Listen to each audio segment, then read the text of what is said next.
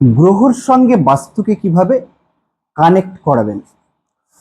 বর্তমানে শুক্র বৃষ রাশিতে আপনার অবস্থান করছে, অর্থাৎ নিজের ঘরে স্বক্ষেত্রে ট্রানজিটে। তাহলে আপনার শুক্র যদি জন্মকুণ্ডলীতে পাওয়ারফুল থেকে থাকে, তাহলে কিন্তু আপনার যদি দশা অন্তর্দশা ভালো চলে, তাহলে কিন্তু প্রচুর আপনার অর্থ রোজগারের সুযোগ রয়েছে। সেক্ষেত্রে আপনি বাস্তুতে কি রেমেডি করতে পারেন। সাউথ ইস্ট হচ্ছে শুক্র গ্রহকে ইন্ডিকেট করে, অর্থাৎ দক্ষিণ পূর্ব দিক।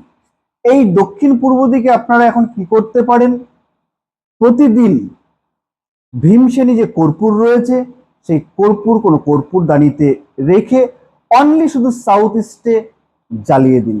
1 মিনিট 2 মিনিট করে আপনার জ্বালিয়ে রাখুন, অর্থাৎ ফায়ার এলিমেন্টের পাওয়ার বৃদ্ধি করুন। বাড়িতে প্রচুর প্রচুর পরিমাণে এই শুক্রের স্বক্ষেত্রে আপনার অবস্থানের ফলে কিন্তু প্রচুর অর্থের আগমন ঘটবে।